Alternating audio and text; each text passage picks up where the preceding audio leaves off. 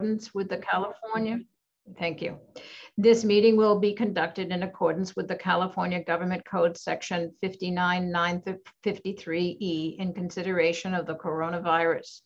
All members of the Silicon Valley Clean Energy Executive Committee and staff will participate in this meeting by teleconference. Members of the public may observe this meeting electronically by accessing the meeting via instructions. I can read that if we need above. Public comments can be sent in advance to the meeting to the board clerk, Dorothy Roberts, at dorothy.roberts@svcleanenergy.org, and will be read within the public comment period or the applicable agenda item. The public may also have an opportunity to provide comments during the meeting. Members of the public using Zoom may comment during public comments on the applicable agenda item by using the raised hand feature, and you will be recognized by the chair. Those using the telephone audio only feature should press *9 on your phones to initiate the raised hand function on Zoom. You will then be announced unmuted and your time to speak will begin. The public may provide comments on any matter listed on the agenda. Speakers are customarily limited to 3 minutes each. However, the committee chair may increase or decrease the time allotted to each speaker based on the number of speakers, the length of the agenda, and the complexity of the subject matter. Speaking time will not be decreased to less than 1 minute. If you are an individual with a disability and need reasonable modification or accommodation pursuant to the American with Disabilities Act, please contact the board secretary, Melody Varga, at melody.varga, V-E-G-A, at svcleanenergy.org prior to the meeting for assistance. And with that, welcome to the Silicon Valley Clean Energy Executive Committee meeting of Wednesday, November 17th. And the telecommunication webinar is https://us06web.zoom.us/J//81689449144. I think that should do it. May we have a roll call vote, please? A roll call, please. Yes. Thank you, Chair. Chair Gibbs. Here. Vice Chair Tyson. Here. Director Elahi. Present. And Director Flygore. We have heard that Director Abby Koga and Director Flygore are absent today. And so we have a quorum and we can continue with the meeting. Thank you very much. And we will now take public comment on any item that is not on the agenda today. The public may provide comments on any matter not listed on the agenda, provided that it is within the subject matter of the jurisdiction of Silicon Valley Clean Energy. Speakers are customarily limited to 3 minutes each. However, the committee chair may increase or decrease the time allotted to each speaker based on the number of speakers, the length of the agenda, and the complexity of the subject matter. Speaking time will not be decreased to less than 1 minute. Do we have any members of the public wishing to speak on an item not on today's agenda? I do not see any hands raised from our attendees.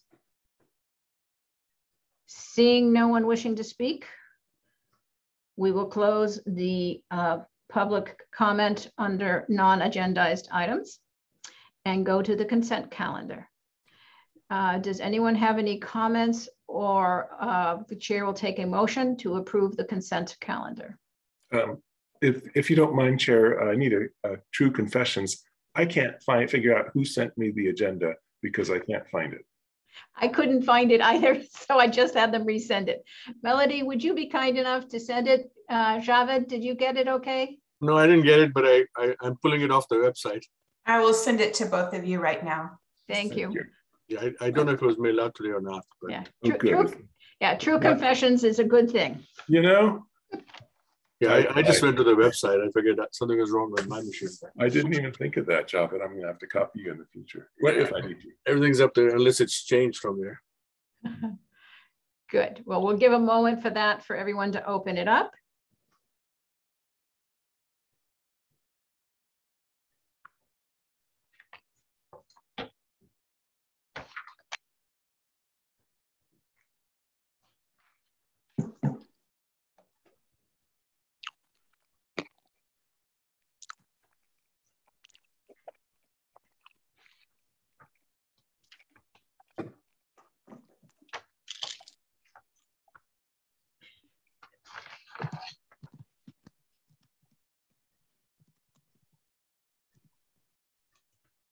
Commissioner Tyson, when you are comfortable, just let us know. When I'm comfortable or when I have the agenda? I don't have the agenda yet.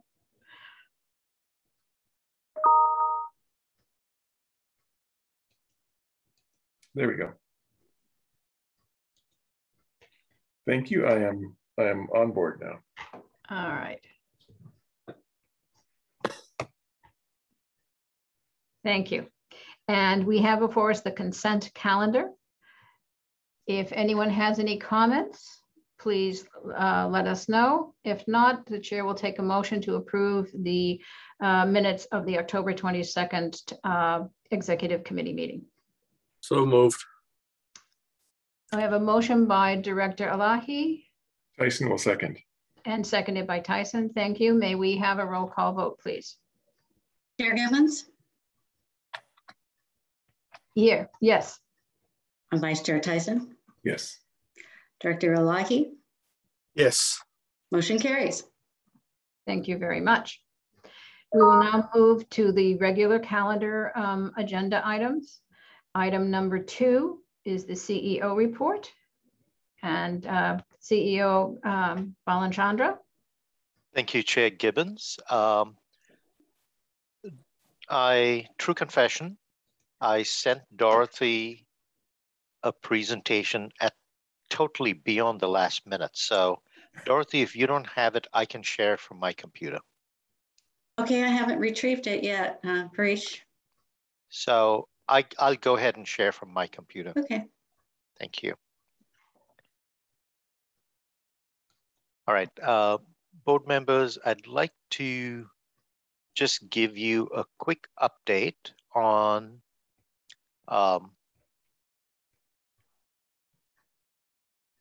some workshops that I've already teed up with you at the past board meeting. Just want to talk to you about, we're approaching our 5-year anniversary. In April 2022 is when we'd have 5 years of service of actually providing power to our customers. So in this year, there's a lot that we've accomplished. There's just a few highlights that I have here in front of you. So the question that we'd like to delve into, and it's a good time to do it, is what's the optimal investment portfolio for us to achieve our decarbonization mission? You know, we have a certain portfolio, a certain way of doing things.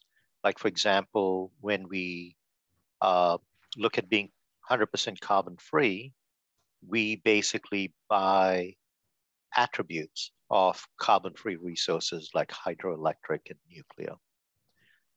That doesn't necessarily reduce the amount of carbon emissions in our grid. And when we started our organization too, we said we're going to be 50-50 in terms of renewables and carbon-free attributes. We've already purchased more renewable energy than 50%. So it's time for us to look at what kind of power portfolio do we want to have going into the future, especially like in the last 5 years, there have been a number of changes where the CPUC and the state, everyone's recognized that we really, to decarbonize our economy, we need to do a lot more. It can't be just buying carbon-free attributes.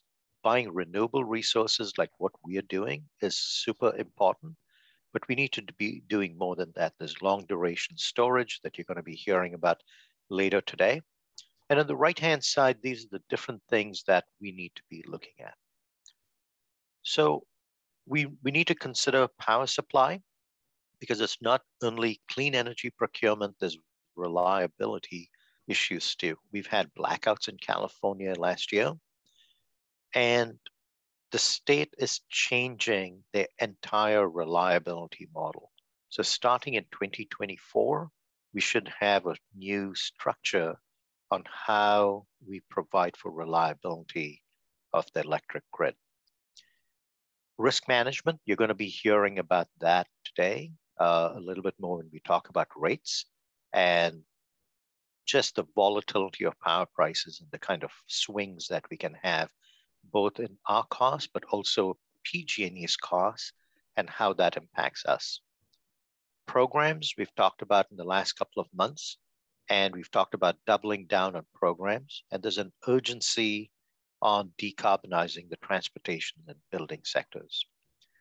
And policy, it's not just expanding state policy, but it's also local policy that's being considered.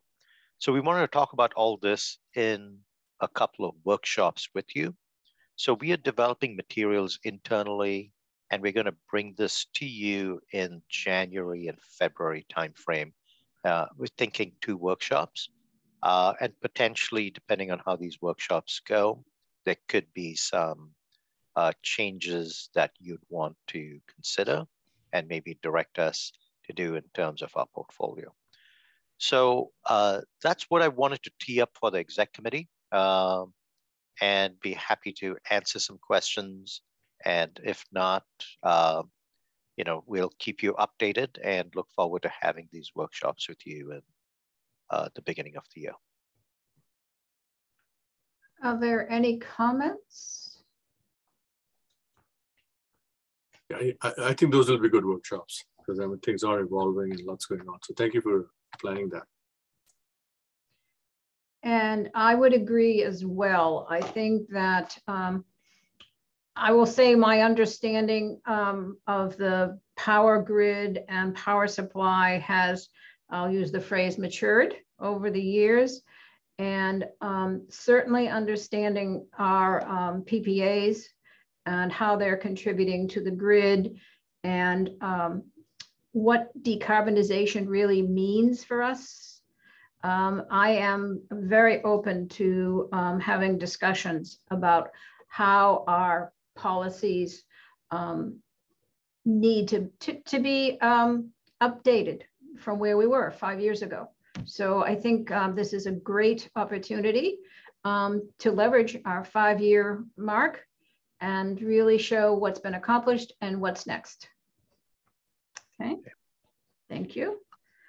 And I'll let me just jump in and just agree. I think what you described as a January, February to sort of get ourselves situated is a good one. And then of course the question is, where do we go from here?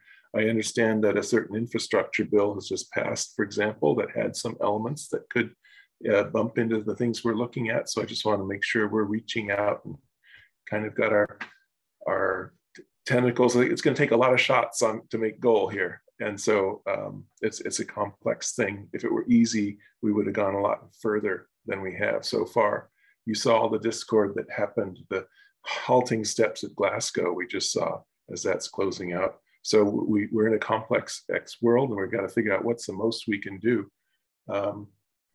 and stay within our means. Yep, well said. And there's so many groups and organizations coming out of the ground who want to get involved and have a particular perspective. And that's a lot for us to take on and understand what else is happening around us too. So an awful lot going on. So great, thank you. Okay, that's all I have in my CEO report. Thank you. Okay. And next on the calendar, we have item number 3. This is the Silicon Valley Information Update on 2022 Silicon Valley Clean Energy Board elections. And we'll have a brief presentation also from our CEO. Yes. So Dorothy will be bringing up the presentation, and hopefully this is going to be like Groundhog Day for you, where this presentation is identical to what we had last year. So when Dorothy moves to slide number 2, you'll see that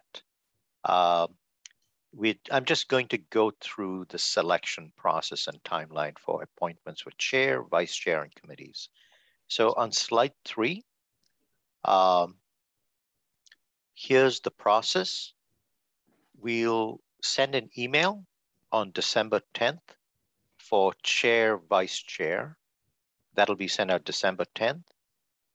And the next board meeting is January 12th. So on January 12th, we'll have chair, vice chair, and executive committee members selected. That's been the tradition that we followed. And soon after that, we'll have an email sent out on January 14th with the proposed committee matrix. And I'll show you what that kind of looks like. And committee assignments get made at the next meeting, which is the February 9th Board of Directors. So in January, it would be chair, vice chair, and exec committee. And in the February meeting would be the finance committee and the audit committee. And the risk oversight committee is appointed by me, and I don't anticipate changes at this point.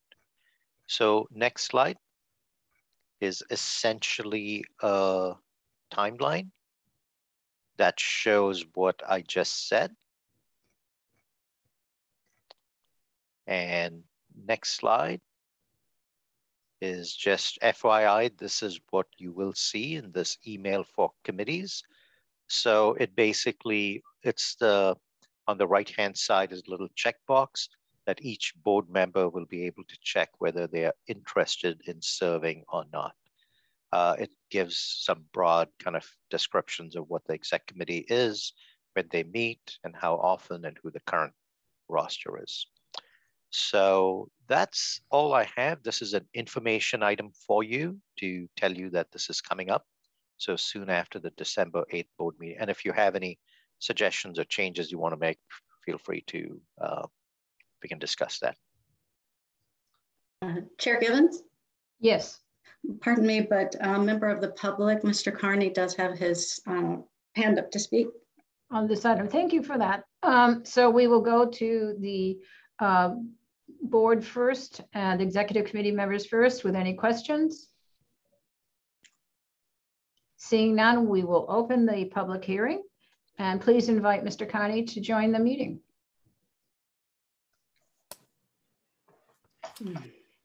Thank you very much. My comment was actually about the preceding item, number 2. Sorry, Bruce. Please go ahead. Okay, you can hear me though, right? Yes. Great. So I recently took a close look at the power content labels and joint rate mailers for all of the Northern California CCAs.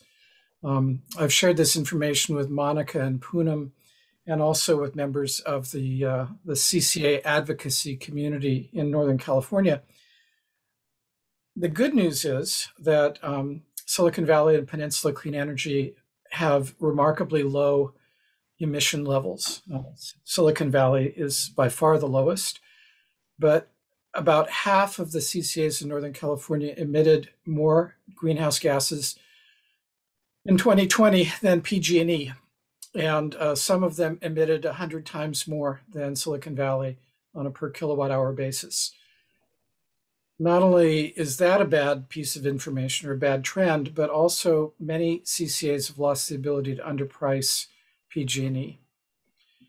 And so the promises that CCAs made when they were created are becoming more and more challenging to fulfill.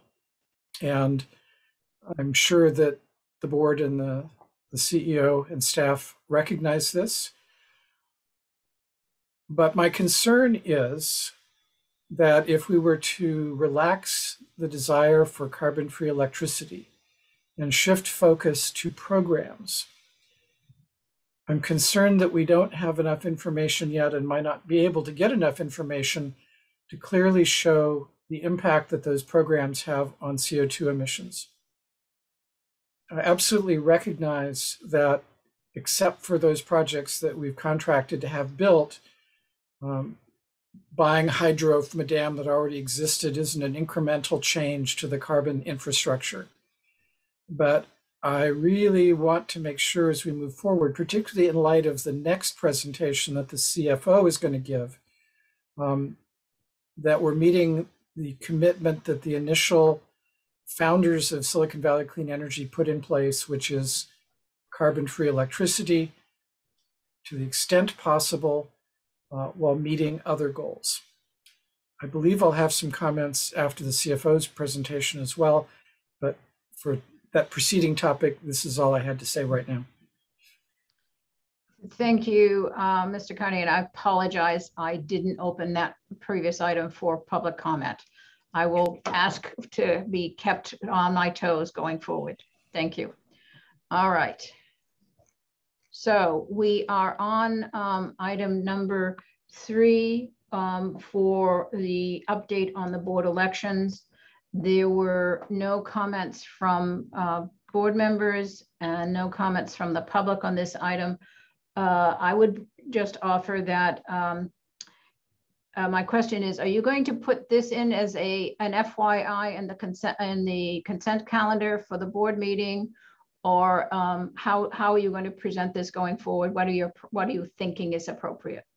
Yeah, we'll provide it. I was thinking at consent calendar at the December meeting, okay. And maybe the chair or one of the board members will take it off consent just to make sure that everyone's aware of it.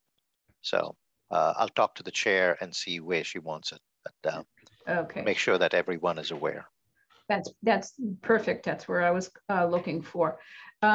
Is there, there's no need for a vote or action by this group. This is information only. And is everyone ready to move on? Okay, thank you.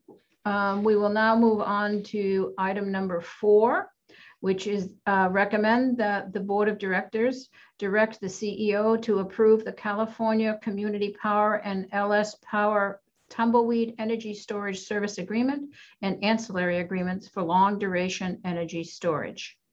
And Monica, I think our Director of Power Resources will be making this presentation. Good afternoon. Nice to see you. Chair Gibbs, nice to see you as well. Just wait for the presentation. So I shared bits and pieces about this effort through updates to the board, to the executive committee, and then at the risk oversight committee. But we're actually making progress and moving forward. So this is one of the first steps, or a step in the ultimate approval process for this particular project. So we'll go to the next slide. Just a quick overview of what I hope to cover today.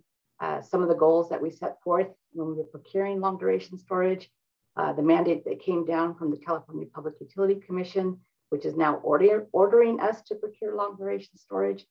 I'll briefly describe the first project that we're pursuing, which is this Ellis Power Tumbleweed long duration storage resource. A little bit about the contracting structure, and then the approval process and how we'll actually get to having an executed energy storage service agreement. Next slide. Quickly, this is the background. We actually started this effort back in June 2020 through a RFI that we issued along with, I believe, 12 other CCAs. And as a result of that RFI, or that request for information, we decided to move forward with actually issuing a request for offers. So a group of CCAs, again, joined efforts and issued a combined RFO in October 2020 with a deadline of December to get proposals into us. As we received proposals and evaluated and decided like what made sense to us, CC Power, or California Community Power, was actually formed, and that they had their first official meeting in February 2021. So this was kind of going on in the background, but we had the intention of at some point using this vehicle as the purchasing arm for this joint effort.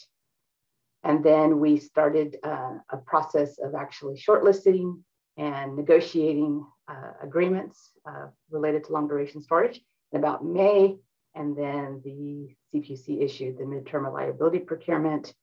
And so that brings us to where we essentially are now, which is we've been negotiating in good faith several projects since May, June of 2021.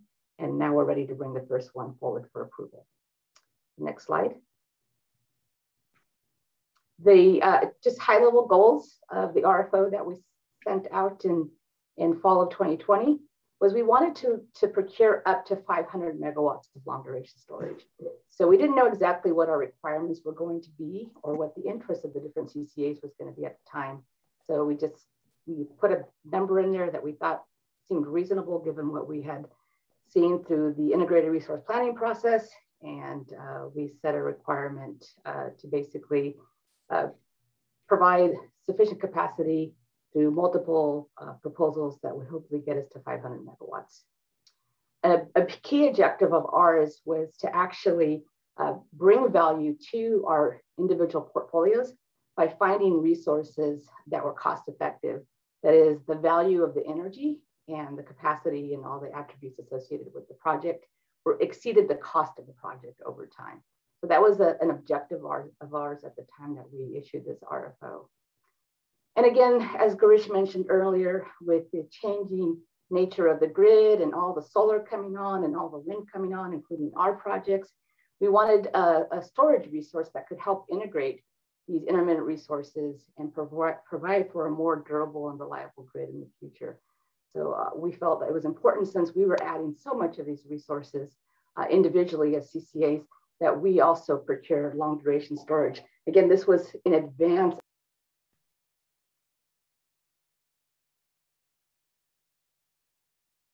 Monica, you went on mute. We lost you. Oh, sorry. Okay, and you were at, we did this in advance. Yeah, I don't know how that happened. I didn't touch anything, but hands up here. So we also wanted to be able to pursue resources or projects that maybe weren't traditional or conventional. That is, we've all done lithium ion batteries. We kind of understood the technology and how it would operate on the grid.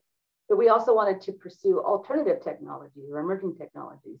And so being able to do this as a group and would help us essentially share in the project performance and development risk, and maybe even allow us to diversify into other technologies by taking small shares.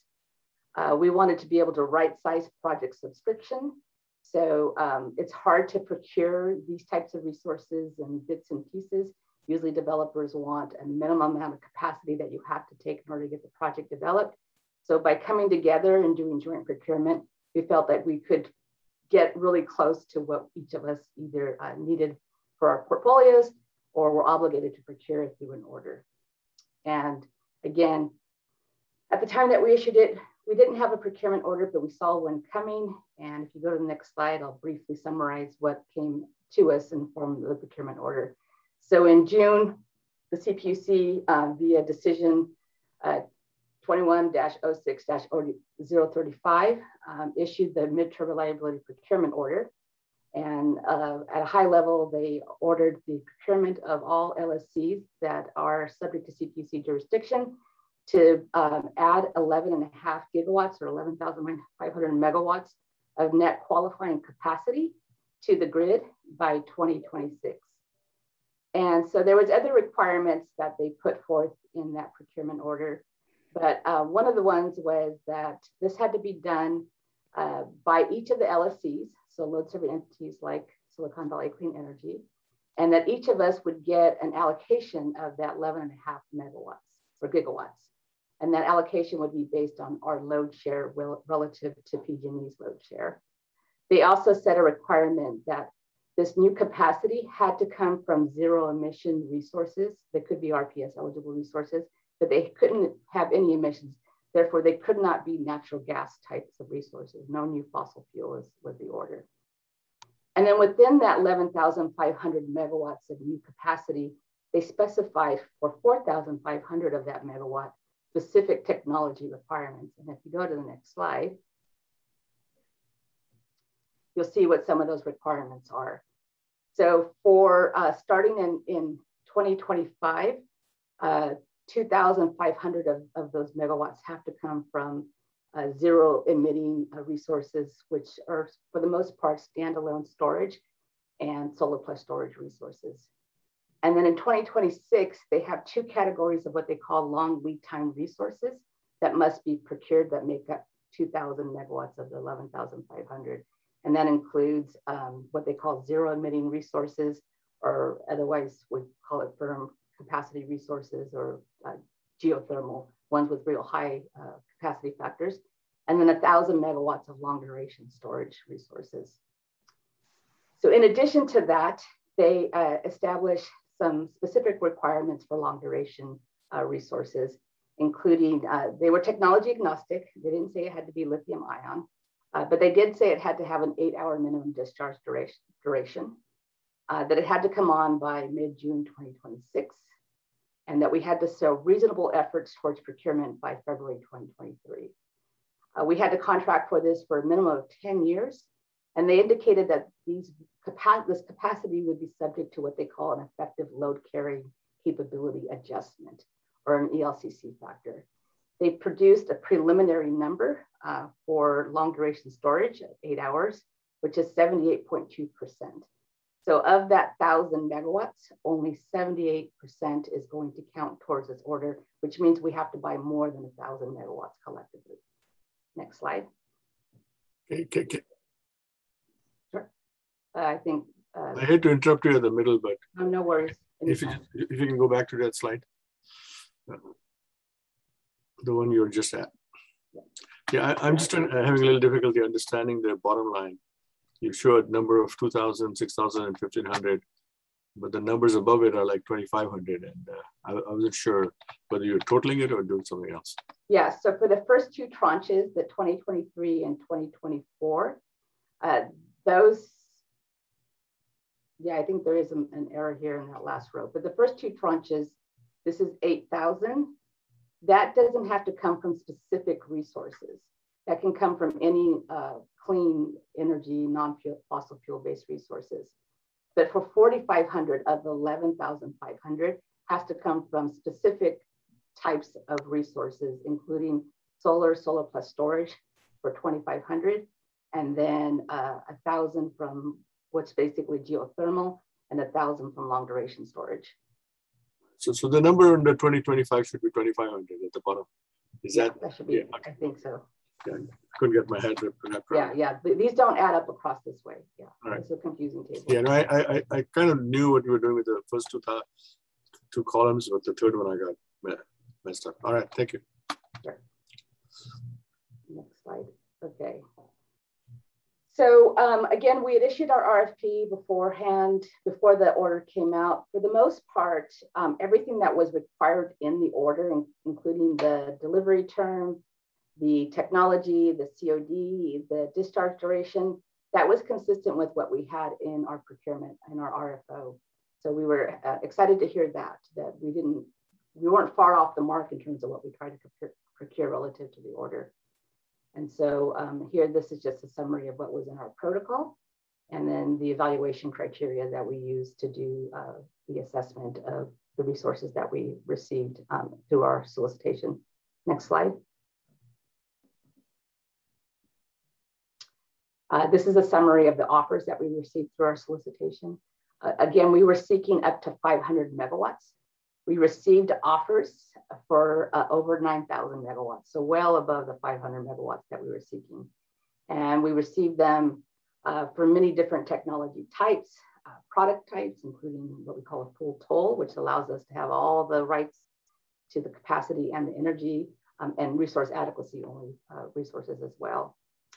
And then we received them for multiple discharge durations and for projects that could start as early as 2023. Next slide.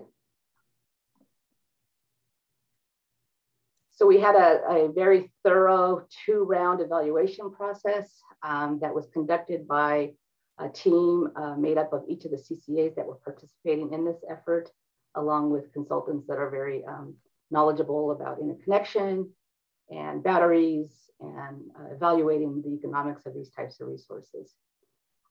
We, at the end of the day, shortlisted 6 projects to move forward, but 2 of those projects have actually dropped out.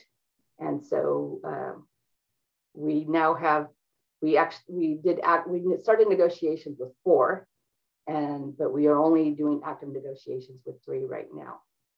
And the first project that we've actually brought to a place where we're ready to move forward with approval is this Ellis Power's Tumbleweed project. You can go to the next slide. So the Ellis Power Tumbleweed project in our evaluation process ranked the highest of all the other projects, including the emerging technology projects and lithium-ion battery technologies. The developer here again is Ellis Power. It's an 8-hour discharge duration lithium-ion battery. The project size is 69 megawatts. It's a full tolling agreement, so we would have all capacity rights to the project. It's located in Kern County. It has an expected COD of July 2024. It's offered to the participants at a fixed price in the form of $1 per kW a month with no escalation.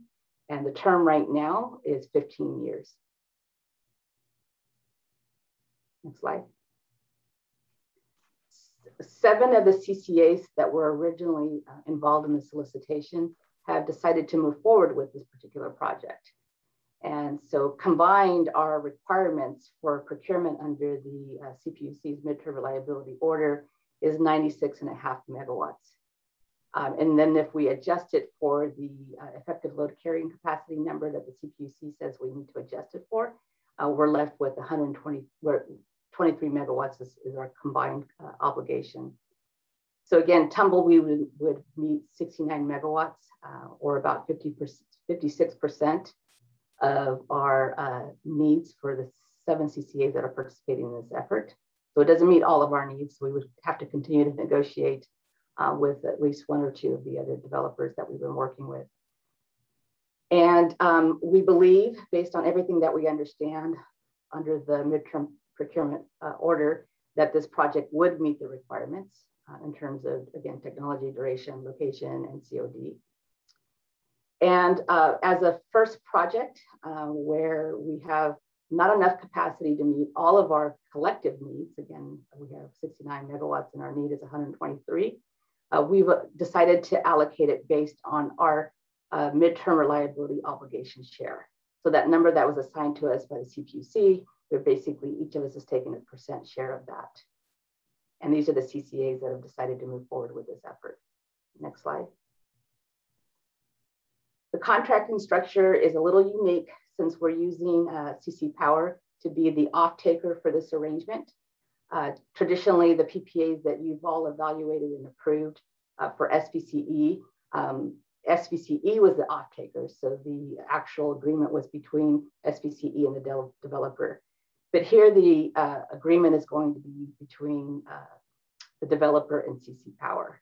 So the main contract here is the energy storage agreement, which you kind of see in the middle left part of the screen here. And so CC Power will sign the contract with the developer.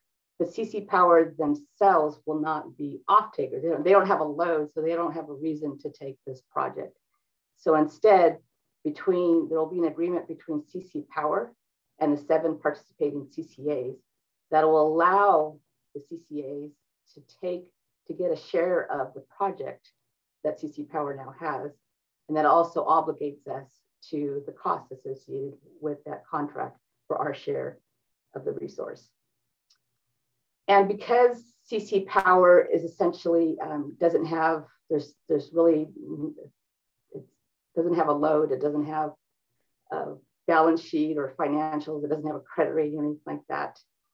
In order for the developers to get comfortable with this arrangement, there's what we call a buyer's liability pass-through agreement, or a BLIPDA. And this BLIPDA does several things, starting with it guarantees or it obligates each of the CCAs to the developer to pay their share of the project. And in the event that there's a termination or a default by any of us, it obligates us to pay our share of the termination payment. So this is a typical thing that you would see in the agreements between SVCE and the developer under a PPA. But here, because we're not the off-takers directly, we had to put this vehicle in place. The other thing that the BLPDA does is it protects CC power.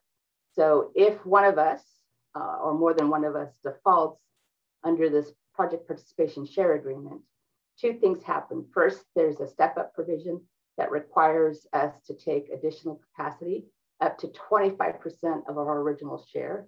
So say, for instance, we were taking 10 megawatts, then we would have to take up to 2.5 more megawatts. And that's the maximum that we would be obligated to take. It also protects CC power in that the developer can't go after CC power for any obligations or termination payments or anything else. They have to go directly to the participating CCAs. So this was a useful tool to have in order to make this structure work.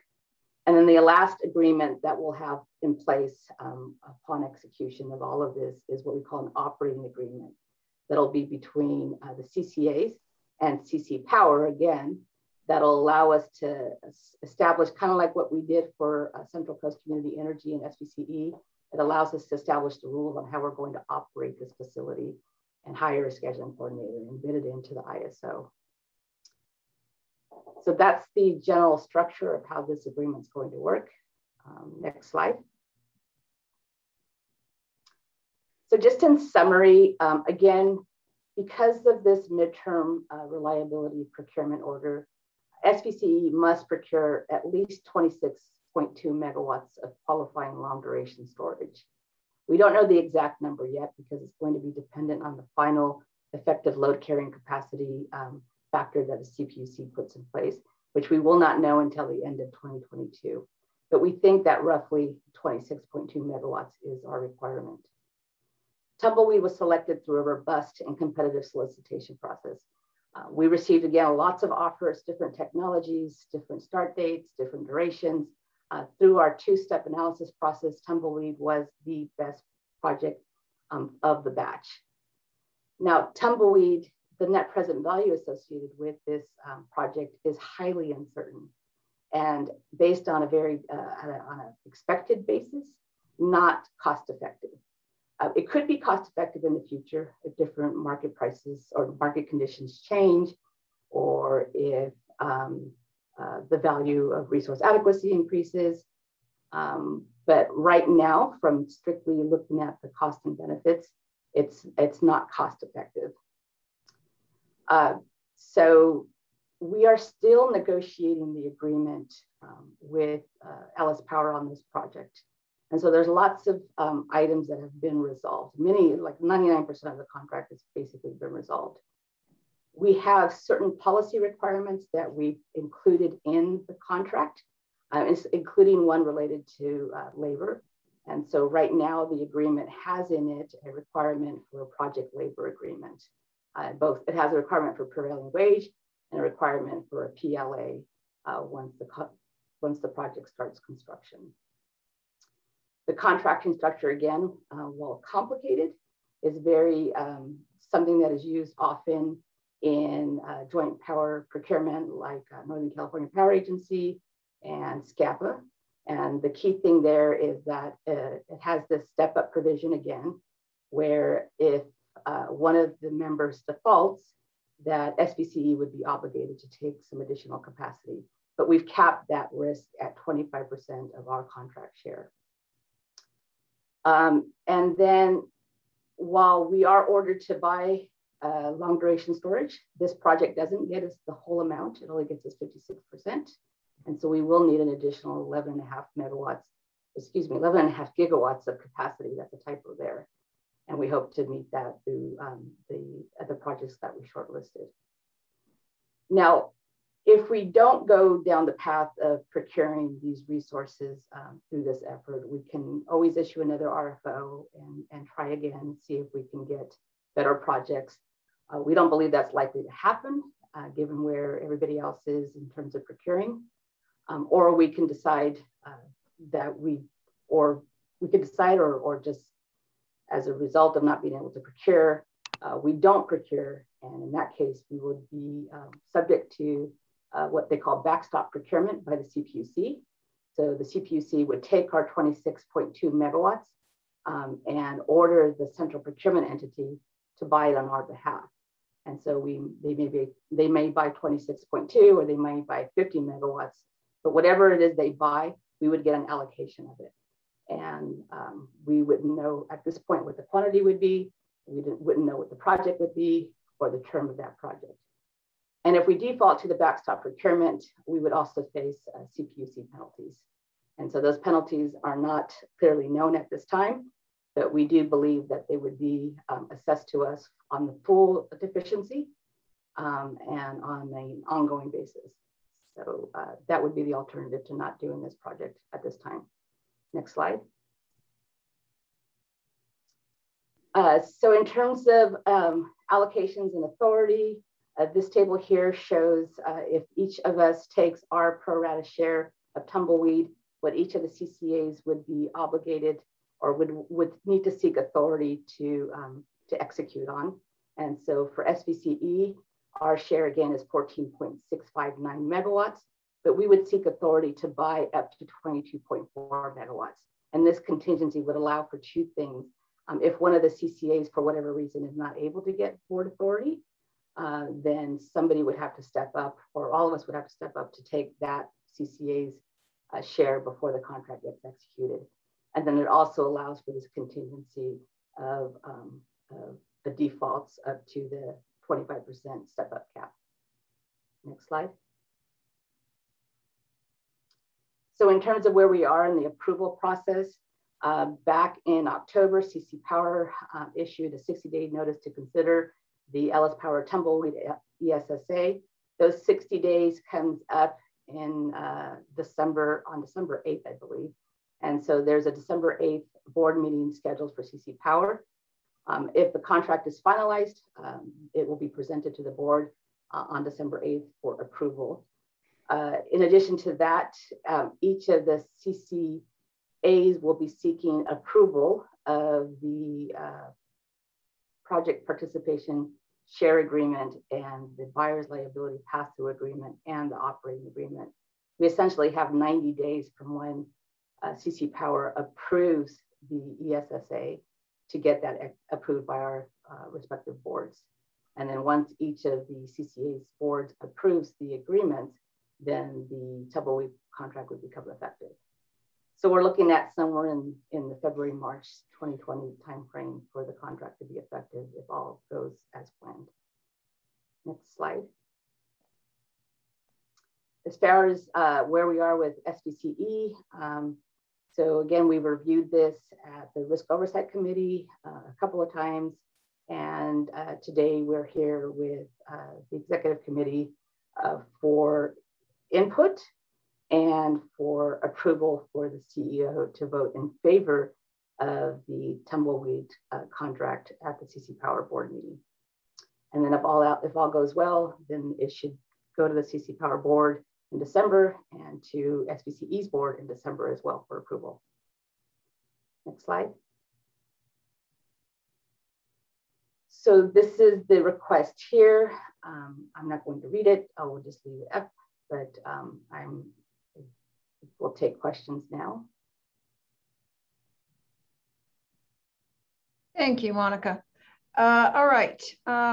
Do we have any questions from the executive board? I am looking, Director Elahi, and I'm looking on my screen here. Yes, Director Elahi. Thank you. Yeah, thank you for the presentation. It's a pretty complicated tumbleweed to go through, I guess, in a way. I understand we have some other LDS procurement, so maybe I'm not recalling correctly with, was that Moss Landing or somebody else? That there was some agreements that were signed, or are there no, place for no. Yeah, no, we've done plenty of storage coupled with our PV resources, but we've not done any standalone storage, either short duration or long duration. This would be the first solar or storage only project that SVCE would sign.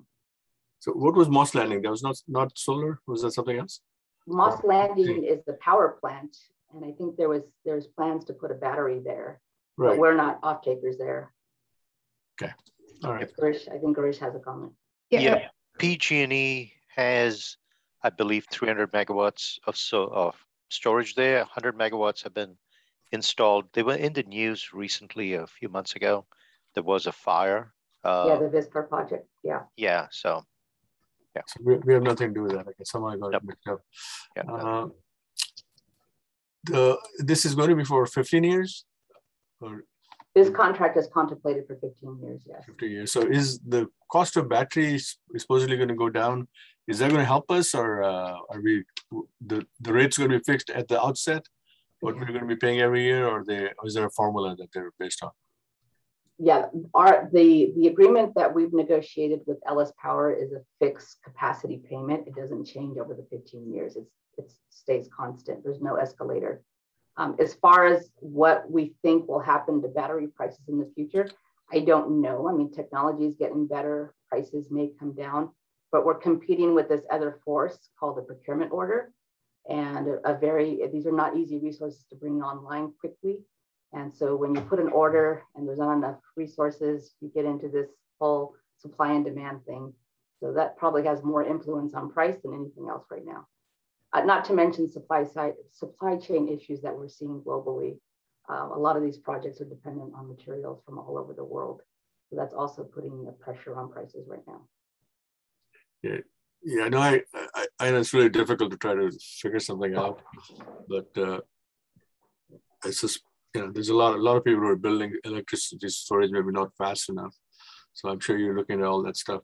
One other thing I wanted to inquire on the agreement. I know if one of our partners is not able to procure, we are stuck with at least getting 10% more, or some additional amount we're required to pick up some of the tap.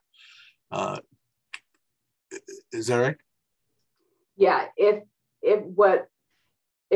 our original allocation is 14 megawatts, and each of us has an original allocation based on that table taking the 69 megawatts and just giving us each a share.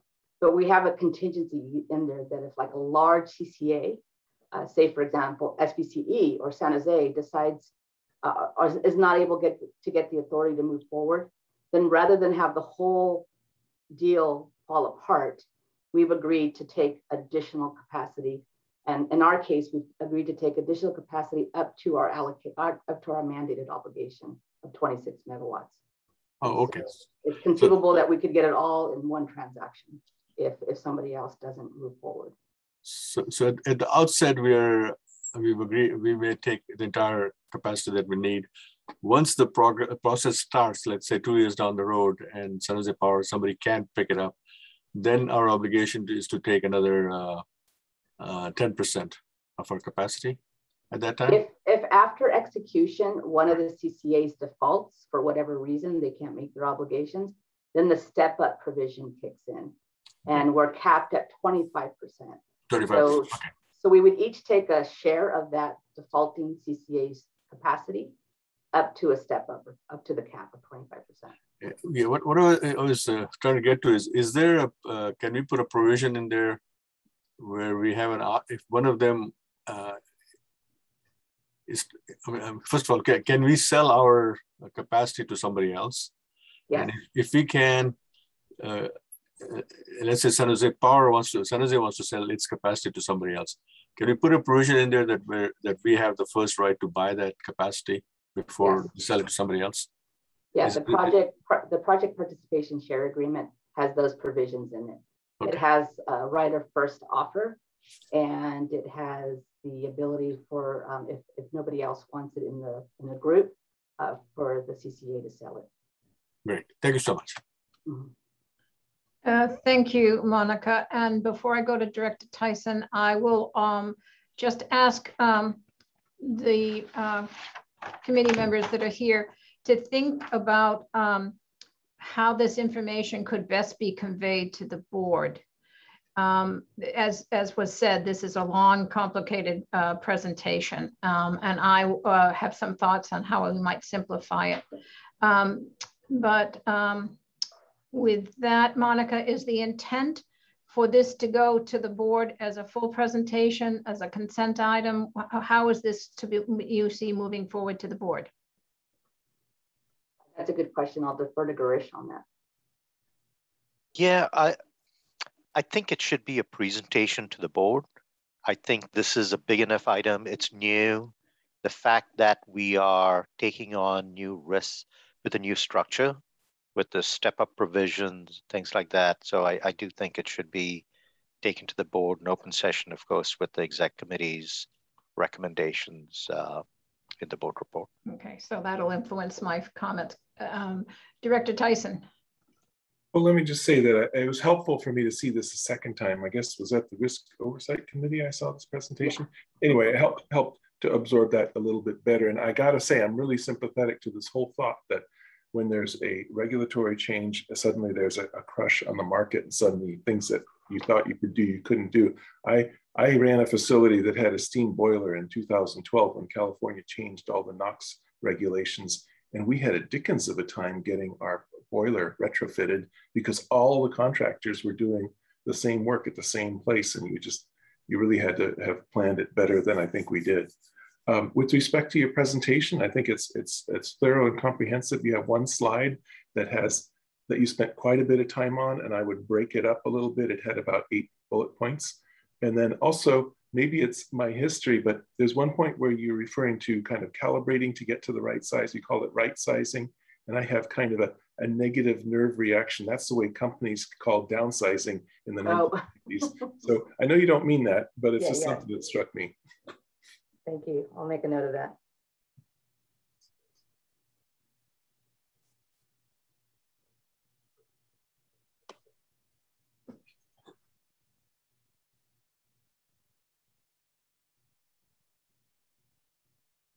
Chair Gibbs, Liz, you're muted. Oh. Thank you. Thank you, Director Tyson. I will hold any further comments until we hear public comment. So I believe we have one speaker from the public. We do. And please, yes, please unmute and join the conversation. Thank you very much. Thank you, Monica, for a very clear and comprehensive presentation. My comments are sort of framed by the fact that my last paid employment was working at a solar company that had a new and innovative technology, and that company ultimately failed. We were not perceived as being bankable by potential customers. And so I wonder if you could talk a little bit about the number of similar installations that the proposed vendor has done, particularly installations that are comparable in size to what CC Power is potentially going to be contracting for. And also, given that there are financial penalties if the operation of the system is later than the CPUC requires, how the risk of those fines being imposed is shared between the CCAs and the developer. And, you know, yet another risk to ask about is what happens if the system is installed and begins to operate as expected, but then something goes wrong and it no longer operates as expected. Perhaps it's a rapid degradation in the output or the storage duration, or maybe it's something catastrophic that would take the entire operation down for a period of months or years. Could you speak to any of those, either today or when you present to the full board?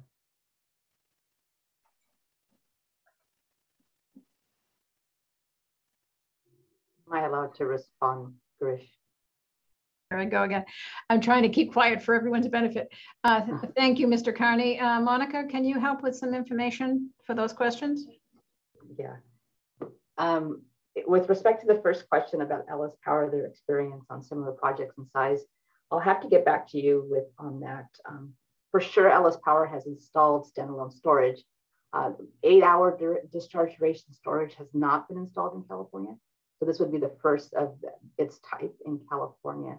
Although technology-wise, it's no different than a 4-hour or 2-hour or 5-hour battery. It's just discharged over a longer duration of period. As far as size, a 69 megawatt battery is not that big. There's been projects in California that are already like 300 megawatts. We've certainly done our share of contracting for large amounts of battery as well. But I'll get you that information, Bruce, or at least I can include it as part of the presentation to the board, if that's appropriate.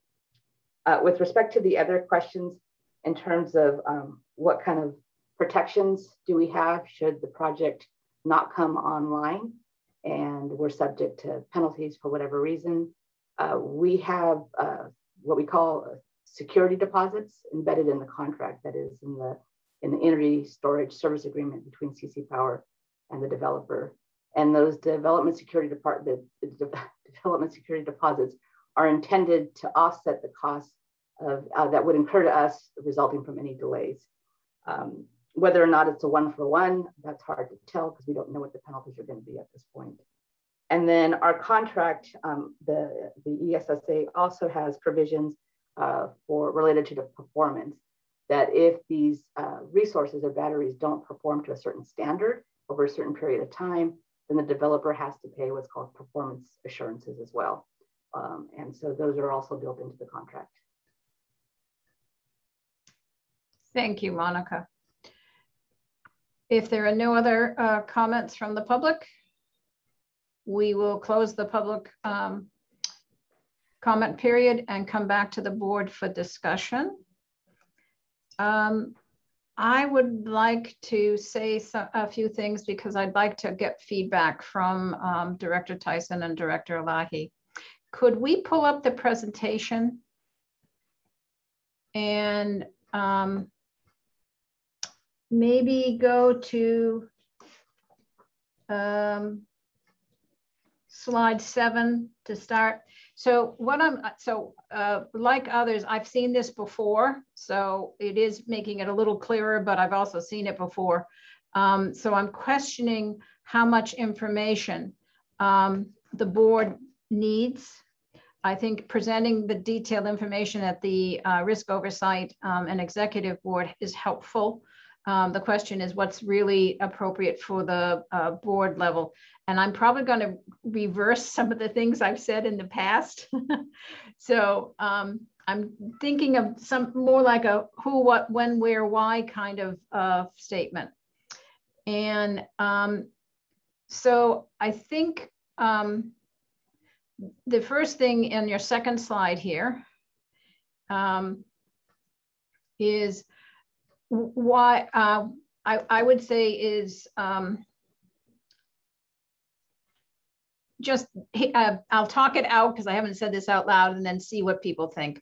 I think the overview is the first project for long duration storage is the Ellis Power Tumbleweed. The second point is it is being done, the first project being done through CC Power. And the third thing is we're here to have your approval of this contract and the arrangement of CC Power. I mean, that's really what you're asking the board to do, right? So I'm just thinking simple. If you go to the next slide. Okay, so there's some redundancy in some of the slides, so I understand why you're here, but I think you could just simply say here, it started in June. We've been discussing it most recently in June of 21, and here's where we are now. I'm not sure you need to outline, discuss every one of the points. Again, just my take. Next slide.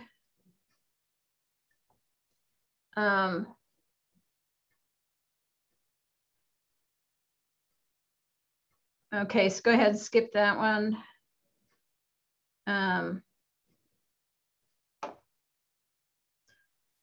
This is fine, but I think you could really be, you could almost, and not that this is good, but you could almost just read the sentences. I'm not sure you need to give as much background as you're giving.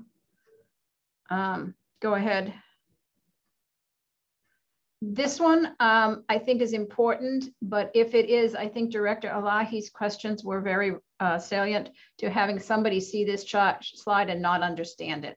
So I think that could be clarified a little more time, just explaining why it's 2,000 when there's nothing above it as a total 6,000 and the 25 and the 15. I think that because people glean on math, they can understand a table. So I think clarity on this one would be helpful.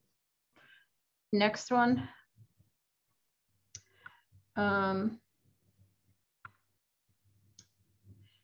I'm not sure you need to spend much time on this because this is the we have an RFO protocol. We have evaluation criteria. This is the norm, right?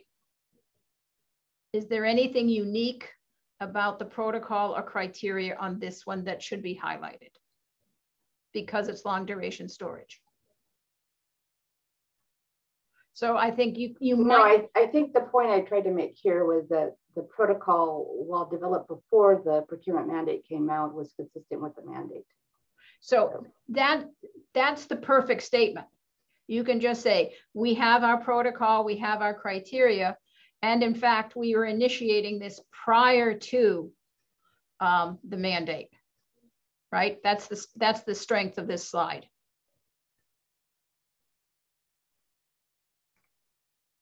I'm not sure. I'm asking, Monica. Yes, you're correct. Yeah. Okay. So the next slide. Again, we pretty much know. I think just this is a slide. You could say something as well. This is a slide that is an overview of all the offers and the technology types and the durations and the CODs of each project. And that's it. I don't think you need to go into all the various subsections of it. Again, this is just my take on it. Because what I'm looking for is for you not to lose the board.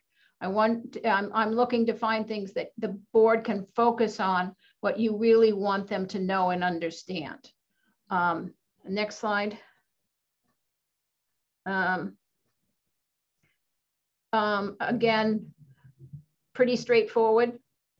The purpose of this one is to say, this is where we ended up, right? Okay.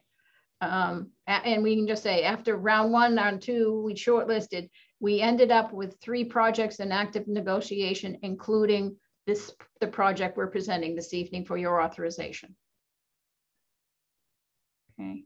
Next slide. Fine. Next slide, because that's the accomplishment of the process got us to the Tumbleweed project that does all of that. That's the success of the process. And then the next point here is this is okay. I understand why you're doing this. Then the next one. Yeah. This slide is always confusing. There's too many arrows connecting too many things. I'm not sure what to say. I know why you have it. I know it's a repetition of slides we've seen earlier. But again, I would think about the buyer liability pass-through agreement. That might just be a sentence in a box underneath. What you're trying to say, what is it that you're trying to say with this slide? You're trying to say that this is the first project of CC Power that has the operating agreement. And then the developer is going to sign an agreement with each CC Power. I'm not totally sure what that's trying to say. And then the bottom box is simply a tool that you're providing the board that I think addresses some of the questions that Director Elahi asks, is what's there to protect the board? What's there to protect Silicon Valley Clean Energy? So the purpose of this is to explain the structure, but also to explain how Silicon Valley Clean Energy is protected through agreements. I'm just, again, my thought is as a board member, what I would like to understand from this slide. Next slide.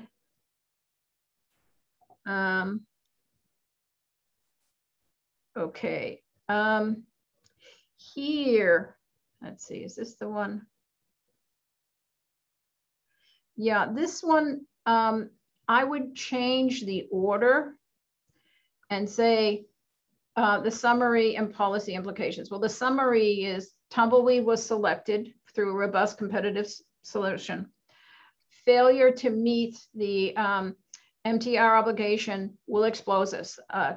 So that to me is the two things that I want to move forward with this. It was done through selective, competitive, and then if we don't do this, this is what happens. And then you could do a series of subsections of all of which, and then you can say the next point is Silicon Valley Clean Energy's expected share is blah, blah, blah. I don't know. It just seems to me that the way it's listed, you kind of lose, there's so much here that, and I appreciate it's a summary because I always like summaries and I always like executive summaries at the beginning. So go ahead to the next one. Before you go on, yep. Chair, that was the slide that I said you could break up, but now that you're talking through it, if you could step back to slide 13. Sure, go back. In fact, so far, actually, I don't think you're changing the structure of this presentation at all. You're just honing what are the talking points, how do you discuss them? And this, I think, is a whole bunch of equal bullet points, what I'm gathering you saying. And if you turned it into, say, 3 bullet points with sub-bullet points, it might make it easier to grasp and keep the basic information still on one slide. Yeah. My comments are totally based on what is the audience wanting to hear? What do you want the audience to hear so they can make an informed decision? Mm-hmm. And all the information you have is great, but how much detail do you need to say on each slide? That's where I'm coming from. We've had good conversations in the past at the executive board of helping figure out what's the best way to have a successful board presentation. So that's what I'm just offering here is some perspective that you might think about. Okay. And next slide. That's fine. I think, yeah. Okay. And again, I wouldn't necessarily backstep through step 1.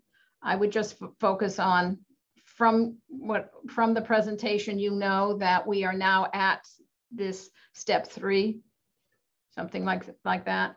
And then the next slide.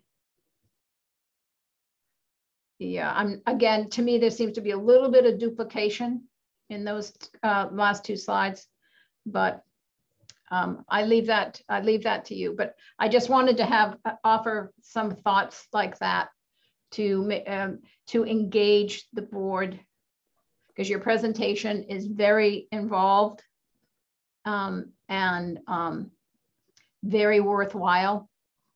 We just want to make sure the board gets the benefit of it. So that's my thought.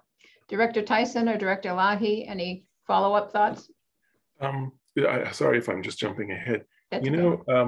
I really like what you've said, Liz, and I agree with it. And actually, there's some slides, and I think it might be slide 12 if you go back, that Liz was struggling to figure out how to make it more approachable or useful.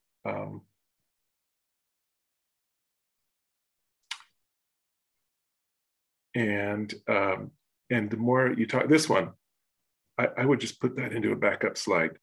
It's addressing a question that people may not have and perhaps don't need. And so I think this is a little bit dizzying. So that would be my suggestion.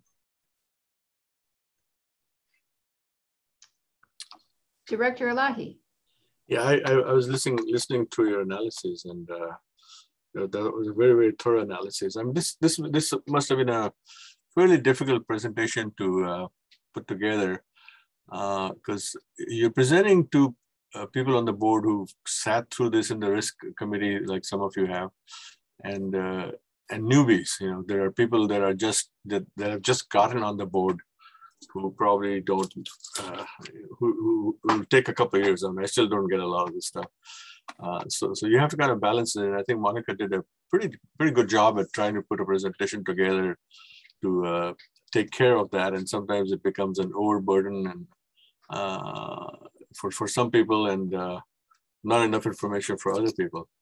So I would suggest Monica can probably take into account some of the comments you've made and see how she can read it out. But I'm not sure if, I mean, it's going to be difficult to present it. I mean, like this slide 12, I thought from a legal point of view, and as an attorney looking at it, it was a good slide. It made sense to figure out where the liabilities was. And obviously I had to ask a couple of questions to get that clarified. And I suspect that's going to happen. So those are my thoughts. I mean, Liz, you've gone through and really done an outstanding job of looking at how it could be presented better.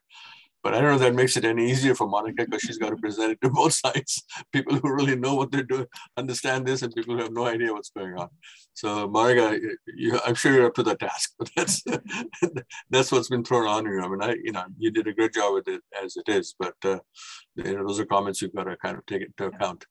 One additional slide I would like to do, because I always get confused on how much, what the requirements are. So if you could put together a page saying, this is the total requirement of Silicon Valley Clean Energy, how much, what is the total load, how many gigawatts we have, and then where is it coming from? So much it's coming from hydro or from wind or from solar, and this is what's left, and we'll meet it. And I'm sure that's going to be a moving target, because your requirement today, and then I think you're trying to predict where you'll be in the next 5 years or so. So just a basic chart, just like you give us those abbreviations in every agenda as to what all those different acronyms mean. It might be good to have a little table which actively changes every so often, I suppose, letting us know, okay, we need 10 gigawatts or whatever, and this is where we're getting from, and this is what we're short. Is that something that could be easily done?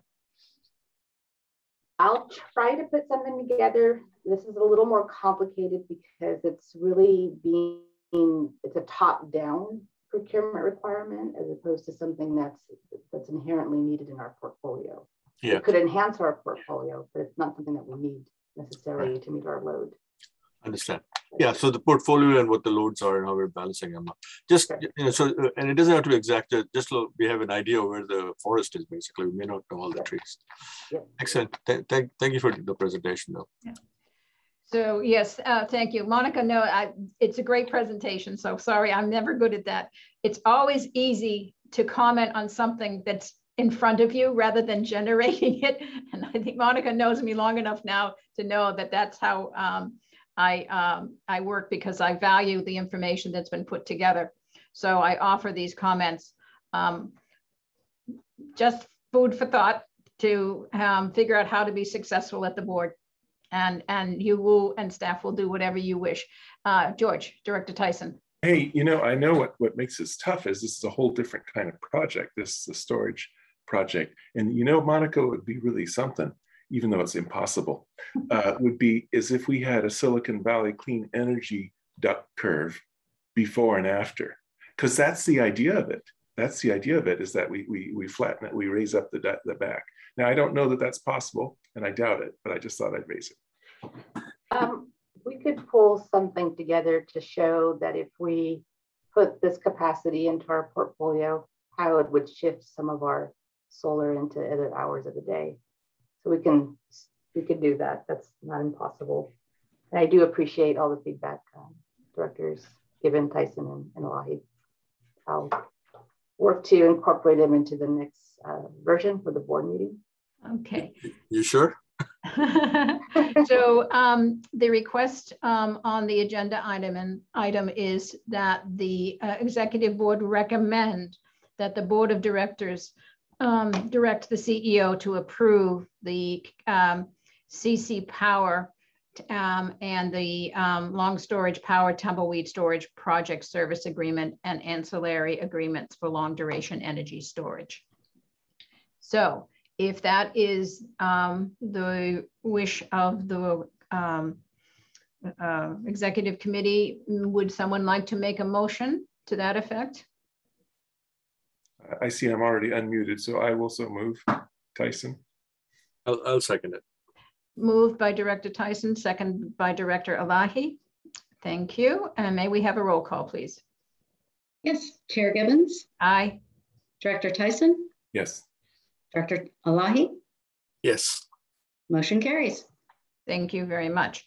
And we have about 35 minutes to go over item number 5, which is the PCIA, PG&E generation rates and corresponding Silicon Valley clean energy margin update. And our CFO, Amrit Singh, is going to make this presentation. And I will try and be less commentary. Yes, Director Tyson. And Chair, I'm double booked this afternoon. This is my favorite meeting, so I'll stay as long as needed, but I do have another one that's starting at 3:30. Okay, so So just, Amrit, do you want to go? You want to go to anything that you want feedback from, so that Director Tyson could comment, and then we'll come back for the presentation. So this is a discussion. Rich, were you going to say something? Yeah, if Director Tyson leaves, we won't have a quorum. no, I'm not going to leave. I'm not Okay. going to leave. But if we finish the meeting before 4, and anything before that helps me, that's all. So you're saying, let's get going with it. Okay, got it. Okay, good. All right. Okay, with that, let's bring up the slides, please. So this is an update on, so what happened is last week, PG&E updated their ERA application. So they came up with new PCIA and PG&E gen rates. And as you know, those are the two components that affects our margin. So the purpose here is today to give you an update as to how much our margin has improved. Dorothy, let's go to the next slide, please. And then what actions do we want to take? So is this the right slide? I'm not sure this is the updated slide. Yes, Amrit, I'm sorry, I'm not quite sure whether I have the most up-to-date slide. Kevin or Mel? Go to number 3, I guess. Is that the one you're looking for? I'm opening the deck currently and can share from my end if that's okay. Yep. All righty.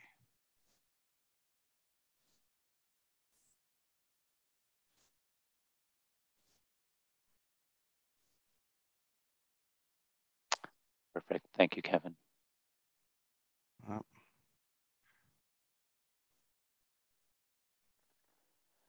So a lot of items we're going to talk about. I won't touch on all of this right now, but the key thing is we want to come up with a recommendation on what actions to take with respect to setting our discount relative to PG&E rates and how we want to allocate funds to programs and more importantly, our reserves, given the new improved margin numbers.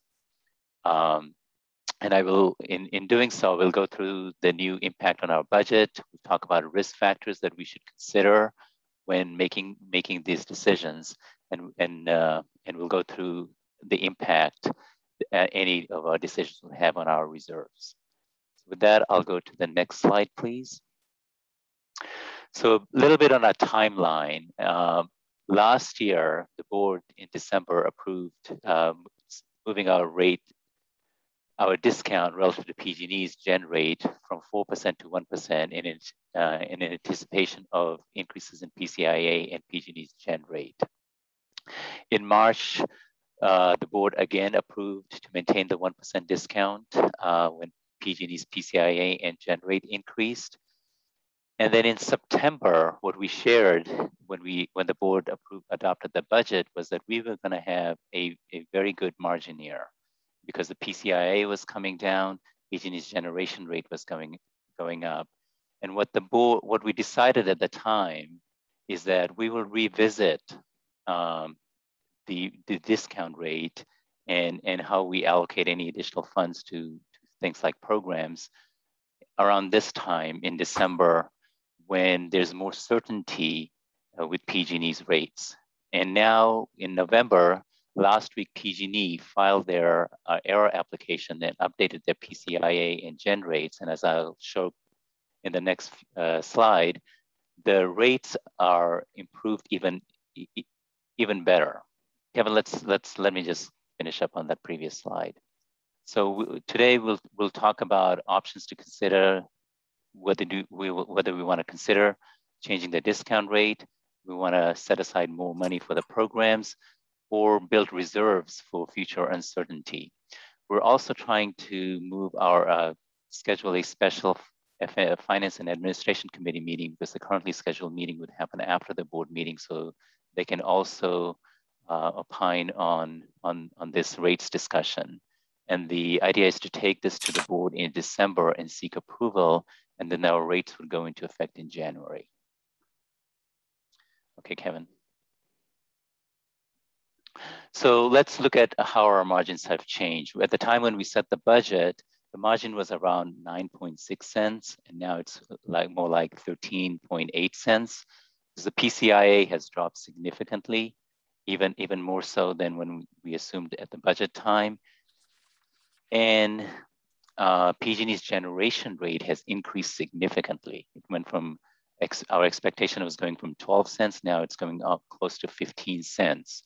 So this improves our margins significantly relative to what we assumed in our budget.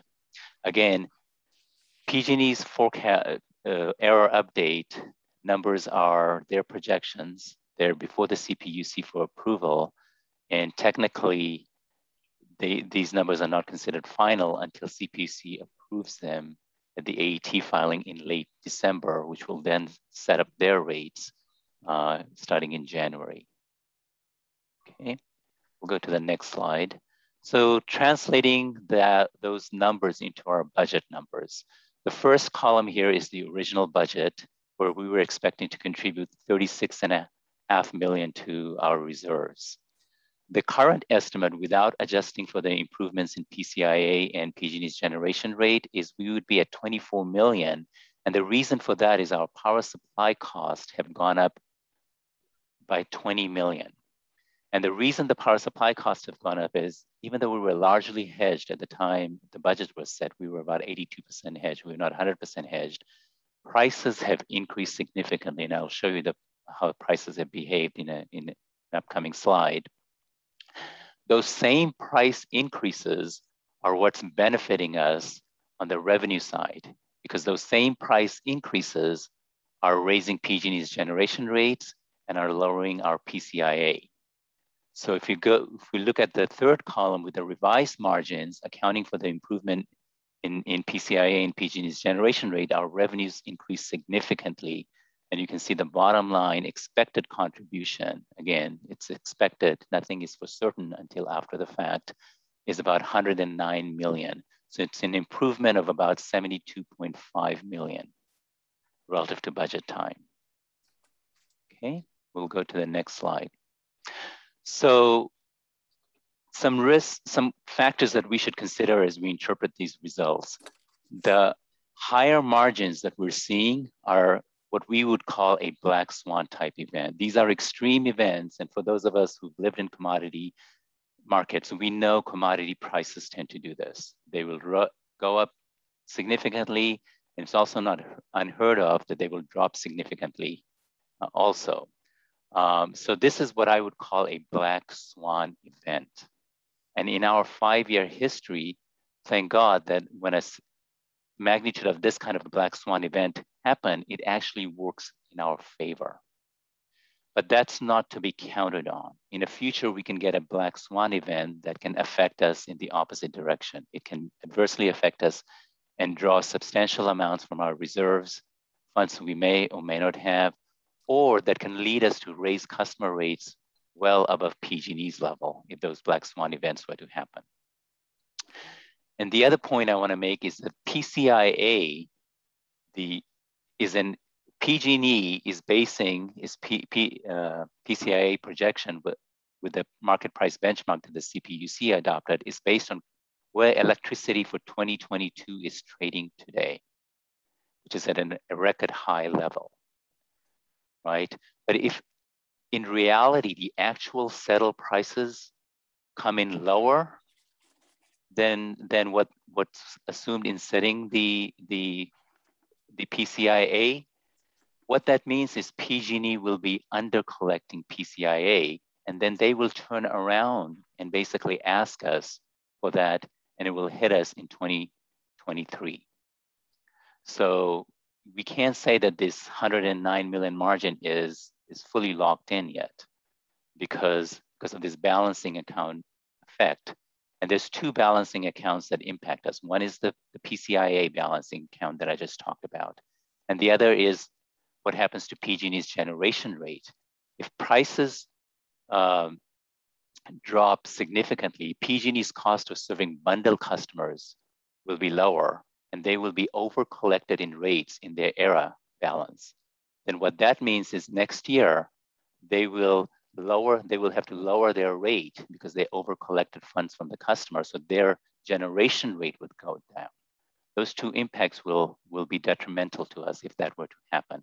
And that's what we did in a stress case to see how, in an extreme but plausible scenario, how that could look like for us.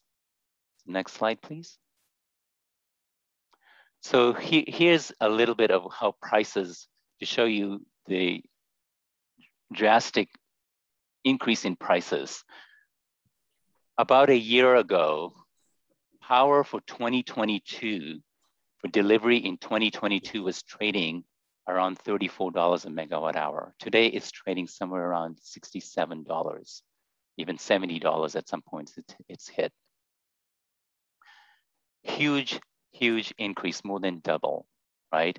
And when we say forecast, it's a little nuanced than forecast. These are what's called forward prices. In other words, a year ago, we did this, we bought power.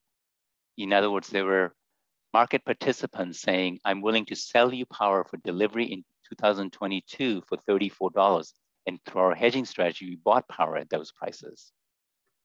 So this is what market was trading at for delivery in, so it's not necessarily a forecast, but you can think of it as market's forecast, what the market is putting their money on. And that's the $67 right now, or near $70. That's what the market is trading at today for delivery in 2022. So what can happen is that prices, as quickly as they come up, they can quickly come down. And no one knows the future path. No one can predict that. You would be a genius if you could do that. You'd be making tons of money because you'd be taking an opposite position in the market and making money. But we have seen commodity cycles before.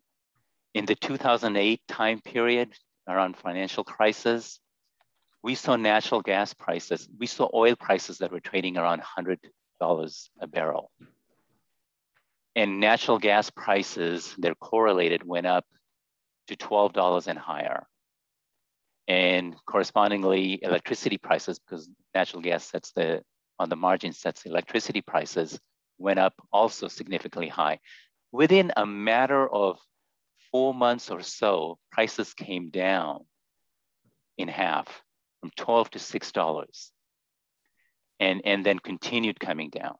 So we've seen these type of trends, and from a financial perspective, to make sure we're financially viable, we have to be able to absorb that kind of impact when we're a player in a commodity market, when we have positions in this commodity market. So to do that, we said, let's do a stress case, a stressful, and again, the way to interpret a stress case is, it's an extreme event, but plausible. It's an event that has happened, we've seen happen before, and we're drawing on that experience. So what we did on the right side here on the future path, again, we don't know the prices is, we said, let's look at it if prices were to drop to the 1 percentile level or the 5th percentile level, So instead of $67, they go back to, let's say, $33 at the 1 percentile level. And again, you can see that's not very far off where they were trading, you know, a year ago, even 10 months ago. So we did a stress test, and I think next slide will share the results of that. Next slide, please, Kevin. So in the stress case, let's say the stress case were to occur, and we model not the fiscal year stress test, but we model calendar year 2023. The reason we did the calendar year is to get the full impact, because the PCIA's changes for the full year, full calendar year.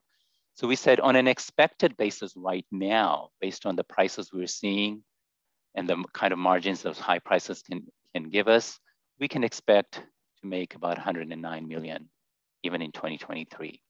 But what if the stress case were to occur? And there's two different stress cases, and just to show the impact of hedging, if we're at the current level, we're 70% hedged for 2023. And the second stress is assume when the stress happens, we are at 100% hedged for 2023 at today's prices. And if we're less hedged and when prices drop down, obviously that's better for us because we can buy at lower prices. If we're more hedged, we won't have that opportunity to buy at lower prices. So you can see from the stress cases, if a stress event were to occur, again, this is 2022 prices coming down as well as 2023 prices coming down to the stress levels. So what would happen is if prices tank, PG&E's PCIA would be undercollected, and they will then raise the PCIA rates for us in 2023, and PG&E's ERA will be undercollected, would be overcollected, and then they will refund that to the customer, lowering their generation rate. All of those two impacts relating back to the first chart will lower our revenues, from 400 to close to 100 million. And that means, instead of contributing 100 million, we could be drawing 156 to 190 million from our reserves. Okay. Amrit, just to put in perspective, what is the current state of our reserves? So current state, and I will go through that, is we are close to around 193 days or so. I know in the treasury report we said over 200, but that's based on expenditure in last fiscal year. Current fiscal year expenditure goes up, so we're around 190 days of days cash on hand. So it's about, currently we're at around $160 million. Around 160 million, okay. Yeah. Okay, so next slide, please. So again, a question can come, well, can't you just improve your forecast and take this uncertainty away from us? Well, not quite. And as I said, the biggest source of uncertainty is market price volatility. As I said, we are not developing these forecasts. These are actuals that we take from the market, where the market is putting their money in, right? And it's that volatility that's given us this substantial growth in margin for this year. It's the same volatility in a stressful event can take it away from us. So to a large extent, no. And then the other question is, well, could we change our hedging strategy? We are looking into this. It's very complicated, and there are some problems with that. One is, if we did that, we would have huge budget volatility, because you'd be waiting for that return.